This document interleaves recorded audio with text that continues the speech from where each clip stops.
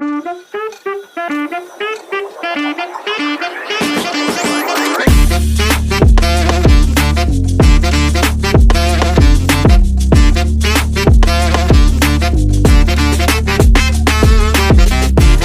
example, if I ask you what is the formula for velocity, displacement by time.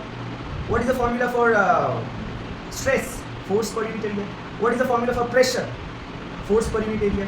What is the formula for viscosity? Like for example, human emotions. इसको नहीं नाप सकते physics में, है ना? तो सबसे पहले हमें ये पढ़ना है कि how many types of physical quantities are there. इसका करेक्ट आंसर है बहुत. इतना मतलब आपके कोर्स में तो 72 होंगे, न जाने और कितना है. लेकिन ये फिजिकल क्वांटिटी को ना दो तरह से डिवाइड किया गया फिजिक्स. फंडामेंटल क्वांटिटी किसे कहते हैं? फंडामेंटल क्वांटिटी मतलब जैसे कि एक एग्जांपल से बात करता हूँ. लास्ट टाइम यही एग्जांपल उठाया था जब तुम लोग को पहली बार पढ़ा रहा था. सो घर, जब हम लोग घर बनाते हैं, है ना, तो किन चीज़ों से घर बनता है? ईटा, बालू, सीमेंट, है ना, यही सबसे. लेकिन जब बनता है तो घर का हम लोग वेरियस पार्ट्स बनाते हैं ना. ऐसा थोड़ी है कि घर बनाने का मतलब सिर्फ एक बेडरूम बना के छोड़ दिए. नहीं, हम लोग वॉशरूम भी बनाते हैं, हम लोग डाइनिंग हॉल भी बनाते हैं, हम लोग बैल्कनीज भी बनाते हैं. So what is my point? उन्हीं चीज़ों से बन रहा है ना ईटा, बालू, सीमेंट, पर अलग अलग चीज़ें बन रही है, घर का अलग अलग हिस्सा बन रहा है. So those quantities which can not be further sub divided are called fundamental quantities. मतलब वो बेसिक है, उससे सब बनेगा. क्या घर, क्या शॉपिंग मॉल्स, क्या रोड्स, क्या हाईवेज, रेलवेज, सब कुछ बेसिक चीज़ों से ही बनता. And what are derived quantities? Derived quantities वो क्वांटिटीज है जो फंडामेंटल क्वांटिटीज से बनता है. एग्जाम्पल, वेलोसिटी का फॉर्मूला क्या होता है? Displacement by time. अब ये डिस्प्लेसमेंट है फंडामेंटल क्वांटिटी, ये किसी चीज से नहीं बनता. Displacement is a kind of length.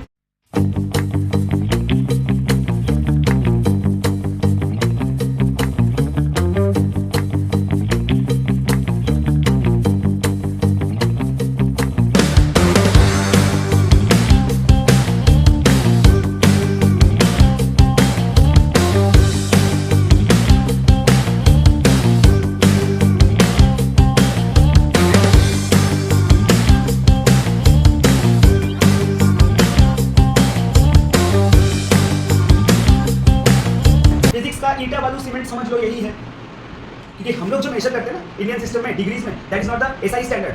The SI standard is pi, जो वो लोग मेजर करते हैं, which is measured in radiance. समझ में आया? वो 2D एंगल का मेजरमेंट है. और ये 3D एंगल क्या है? मतलब कैसे एग्जांपल, मतलब फॉर्मल एग्जांपल या लोकल वन. ऐसे फॉर्मल एग्जांपल होता है कि आपने एक 3D स्फीयर ले लिया. ओके,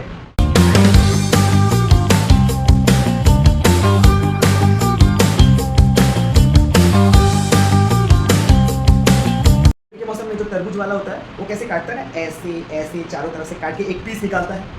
वो हो गया सॉलिड एंगल, क्योंकि वो 3D है ना.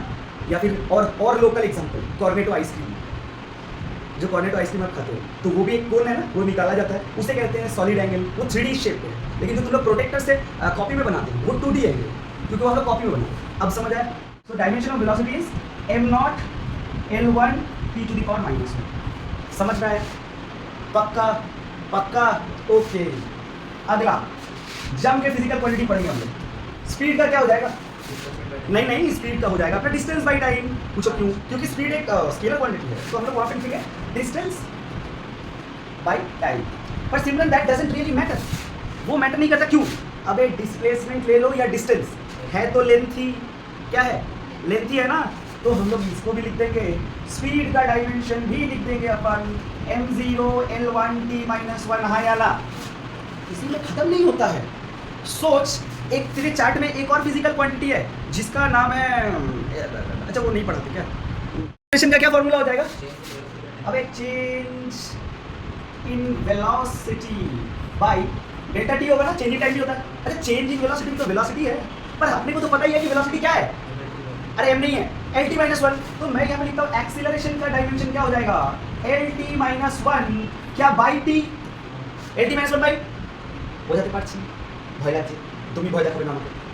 सो LT-1 हो गया वेलोसिटी और नीचे टाइम है तो t. ओके, तो इसको याद रख दिया. तो ये क्या हो जाएगा? एक्सीलरेशन का डायमेंशन LT-2. समझ में आ रहा है? क्योंकि t⁻1 था, ऊपर जाएगा तो t⁻1 मतलब -2. तो एक्सीलरेशन को फॉर्मेट कैसे लिखा जाएगा? In the MLT format. m0 force का फॉर्मूला क्या होता है?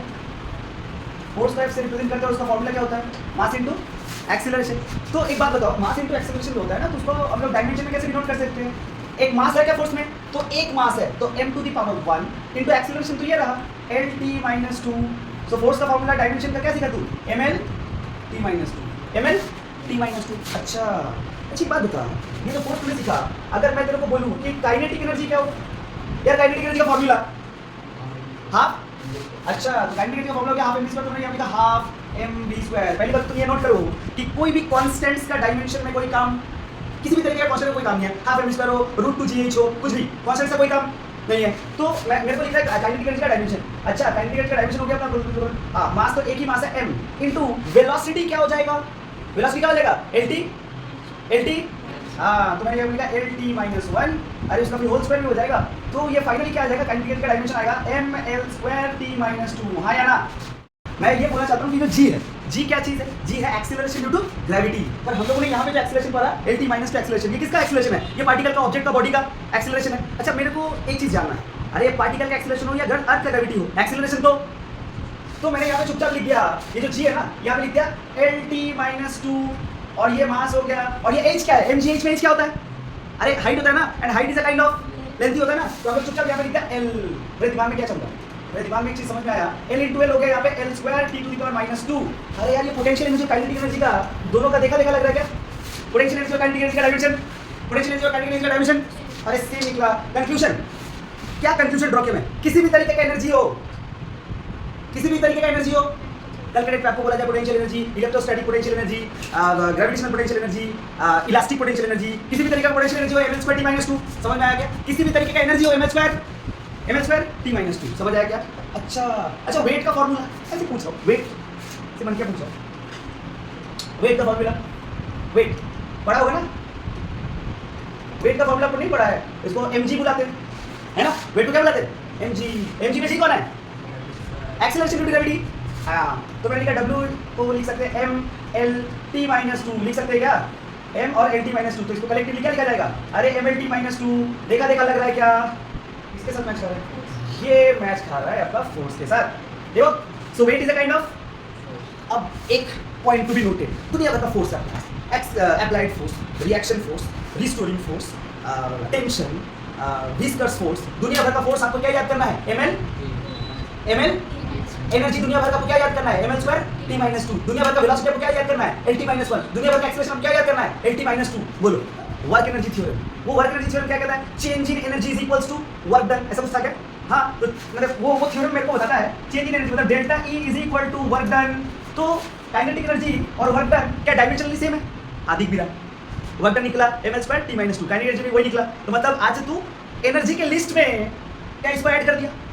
वर्क डन भी एनर्जी है। तो उसने क्या बोला कि stress is directly proportional to strain, और हम लोग को पता है वो फिजिक्स में K लगा सकते हैं, तो K equal to stress by strain. लेकिन K equal to stress by strain लिख सकते हैं, जिसमें से स्ट्रेस तो हमें पता है क्या है? ml-1t-2, है ना? और नीचे क्या है? स्ट्रेन। आया, स्ट्रेन का कोई डायमेंशन, स्ट्रेन का कोई डायमेंशन नहीं होता है। तो मतलब अगर स्ट्रेस K होता है स्ट्रेस बाय स्ट्रेन, जिसमें से स्ट्रेन का कोई भी डायमेंशन नहीं होता है, तो क्या मैं ऐसा मान सकता हूँ कि K मतलब स्ट्रेस का ही डायमेंशन हुआ? तो K का डायमेंशन और स्ट्रेस का डायमेंशन कैसा हो गया? सेम। लेकिन अपने को क्या पता है?